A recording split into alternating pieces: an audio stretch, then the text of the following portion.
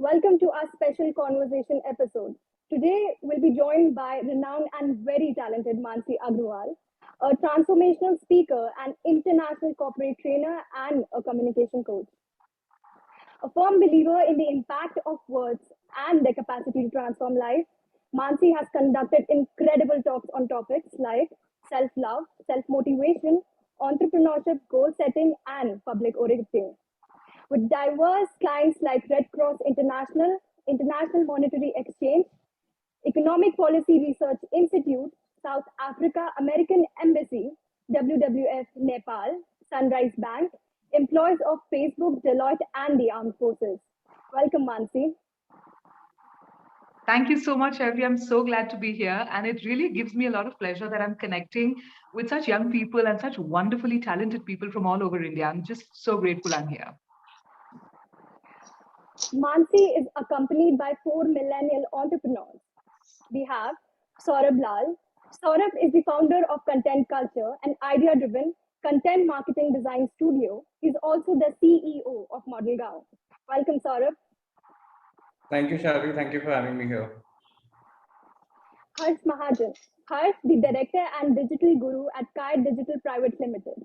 Harsh launched India's first ever sports and fitness private label under the name Prokyde, and he actively consults various D2C brands on branding and digital marketing frontiers. Welcome, Harsh. Thanks, Shelby. Thanks for having me here. We also have with us Avinash Sharma. Avinash, the co-founder of Shararat, an e-commerce fashion brand for eccentric and relaxed loungewear. Welcome, Avinash. Thank you, Shelby. And finally, we have with us Komal Doshi, a corporate finance advisor turned entrepreneur come educationist, grooming kids of small cities in the western region under the name Little Star Phonics through Phonetics and Spoken English. Welcome, Komal. Thank you, Shelby. Thanks a lot. Today, Maansi will be answering some burning entrepreneurial questions from our panelists and help them navigate their entrepreneurial journey. Welcome all.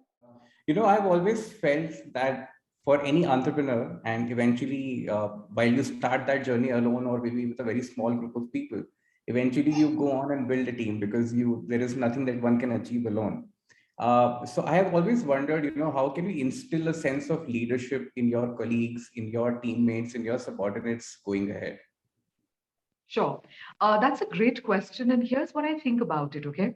Firstly, not everybody, and this is something that I've learned the hard way, and I've learned it through a lot of experience, a lot of trial and error.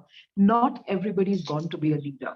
Having said that, it can be inculcated, but I know for a fact a lot of people are extremely happy taking the back seat and not actually taking up leadership positions. Maybe what drives them is something different. They don't always want to be a leader.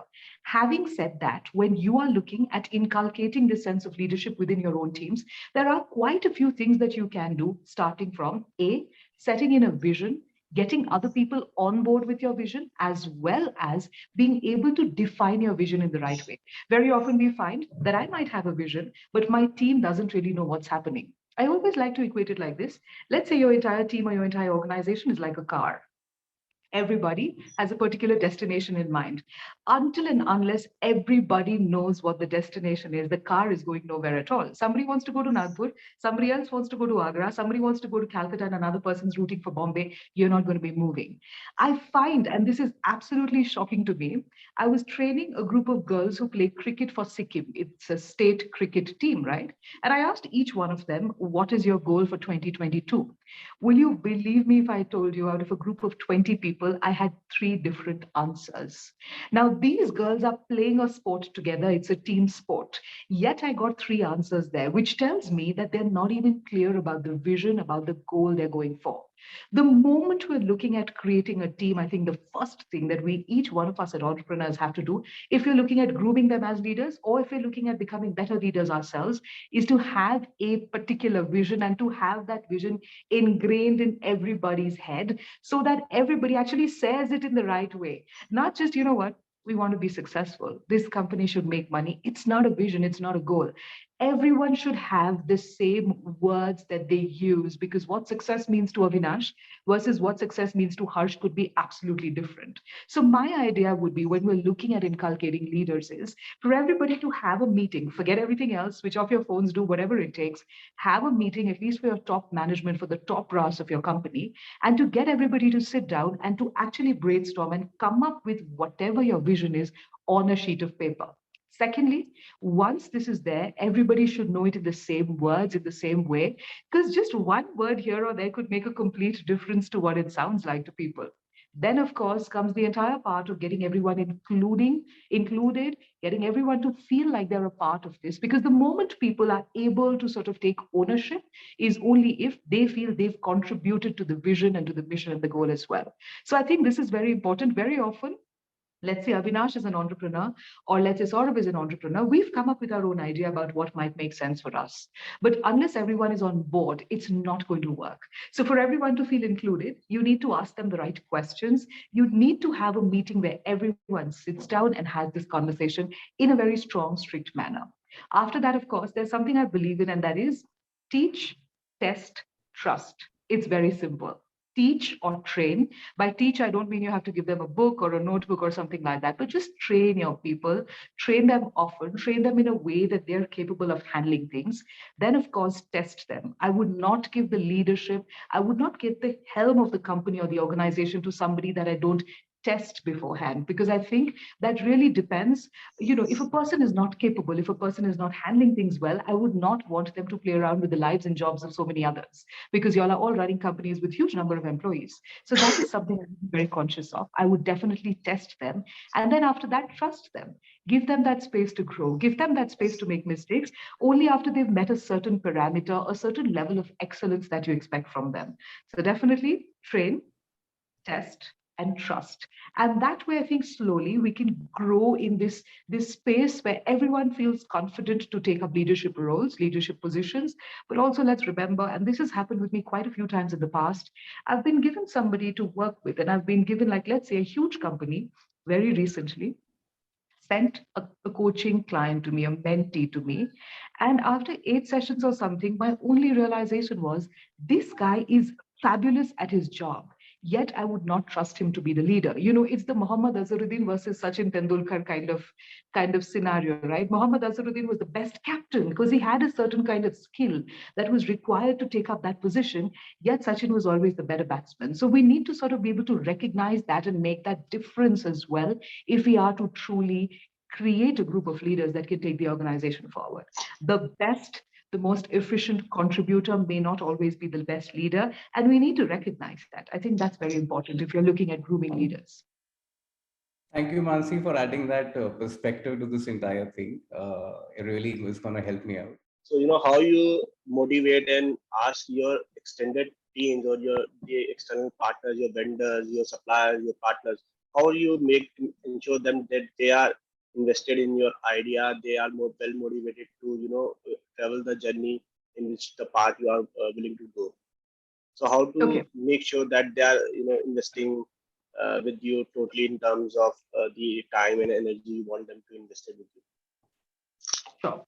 Once they understand your vision, and if they're sold on your vision already, honestly, it starts with choosing the right people. It starts with choosing people who have the same internal compass as you. Very often we make mistakes in the way we employ people or in the vendors and the partners we choose to collaborate with. And the mistake is that their internal compass may not match our internal compass. Each one of us has a certain reason for doing things. And before I work with most people, I try and ensure that our internal compasses are aligned together. Let me give you an example. Let's say I'm working on a particular project, okay? Before I take up the project, I ask myself 5 questions, and the 5 questions are why, why, why, why, why. At the end of the 5th why, generally, I'm going to come to know what my internal compass is. Let me give you an example. I'm doing this huge TV show in Nepal right now, okay? So my first question was, why do I want to do this show? Because I want to help tourism in Nepal. Why do I want to help tourism in Nepal? Because the country needs to grow and our reserves are bad, our foreign reserves are bad. We need to work on this situation together. Why do I want to work on the situation together? Because it really makes a huge difference to me and the way I feel when people are doing better around me, when people are prospering around me. Why does that make me feel better? Because it makes me feel like I've contributed. Why does contribution make me feel good? Because it helps my self-esteem to know that I can help people, right? So basically, my internal compass is about I feel good if I help others. And that is what drives me in the right direction in anything. Okay. For other people, their internal compass would be different. Let's say for Avinash, his internal compass might be I feel great if I feel super secure about my future. For Harsh, your internal compass might be I feel amazing if I know that I have helped women come out of their shell. Everyone has a different internal compass. The one way that we can ensure that everybody we are working with is on the same page as us in the long run, in the long haul, is by understanding their internal compass. Ask them why you want to do this and ask them 5 times. And at the end of the fifth why, you will generally understand what their internal compass is. Only if that aligns somehow with yours and with whatever your company stands for, whatever your company basically holds true. If that aligns, that's when you should start working with them. Once that is done, give them the right vision. Tell them about your mission, give them the right idea of what you're looking at achieving. And then it's all about communication. Very often we think, okay, the vendor is there, oh, the partner is there, these employees are there. We don't communicate to and fro. We don't update them enough. We don't give them enough feedback. We don't motivate them often enough. We don't give them enough chances to understand how the project is going, how whatever it is that you're doing is going. So I think communication then becomes the third step. The first always starts with why is it that they're doing something? If the internal compass is aligned with yours, you're in a much better position to get that kind of cooperation with them in the long run. And then, of course, it comes down to giving them and selling them the idea that you're looking at, making sure that they feel included, they feel on board with it. And then it's about communication. It is about being honest. It is about showing up. It is about telling them, this is what we're doing well. Here are we with the project. This is the update. This is how it's going. And then taking it forward from there, communicating over and over again to get feedback, to give feedback, to ensure that they are mentally as invested into the idea as you are. I think that perfectly makes sense. That that thing is clear that we need to at least ask, if not 5 times, maybe 5, 6 times. We need to ensure that they are perfectly aligned with our right. So I think that's a great answer. Absolutely. Yeah, because what happens is, Harsh, very often we don't realize this, right?